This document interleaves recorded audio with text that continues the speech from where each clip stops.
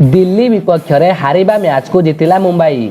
Match जिताइले एही तीन star खेलाड़ी। गत काली दिल्ली और मुंबई मध्य आईपीएल 2023 रो 16तम मुकाबला दिल्ली रो अरुण जेटली स्टेडियम ठारे खेला जाउथिला। एही रोमांचकर मैच रे मुंबई इंडियंस दिल्ली विपक्ष रे 6 विकेट रे विजय हासिल करिछि। एही मुकाबला रे प्रथमे मुंबई इंडियंस रो अधिनायक रोहित शर्मा टॉस जीति बॉलिंग निष्पत्ति नेइथिले, जहाँकि तांको पई बेस लाभदायक साब्यस्त होइथिला। टॉस हारी प्रथमे बैटिंग करिबा कल्लाइथिबा दिल्ली दलर बैटिंग संपूर्ण रूपे खराब रहिथिला।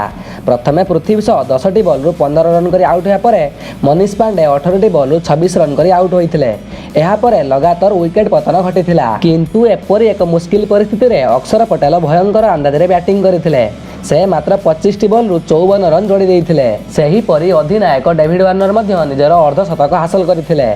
फलरे दिल्ली 19.4 ओवर रे संपूर्ण विकेट हराई 172 रन करिबारे सफल होइथिला। 173 रन रो विजय लक्ष्य को पीछा करि ओलाइथिबा मुंबई दलर दुई ओपनर बैट्समैन अधिनायक रोहित शर्मा और ईशान किशन भयंकर अंदाज रे बैटिंग करिबा आरंभ कर देइथिले। एही मैच रे ईशान किशन 31 रन करी आउट होया परे रोहित शर्मा 45टी बॉल रु सुंदर बैटिंग करी 65 रन रो एक विस्फोरक पारी खेलिथिले। सेही परी तिलक वर्मा मध्य 29टी बॉल रु सुंदर बैटिंग करी 41 रन संग्रह कर देइथिले। एवं परे शेष मुहूर्त रे टीम डेविड और कैमरन ग्रीन को सुंदर फिनिशिंग पाई मुंबई इंडियंस एही मैच को 6 विकेट रे विजयी होइछि।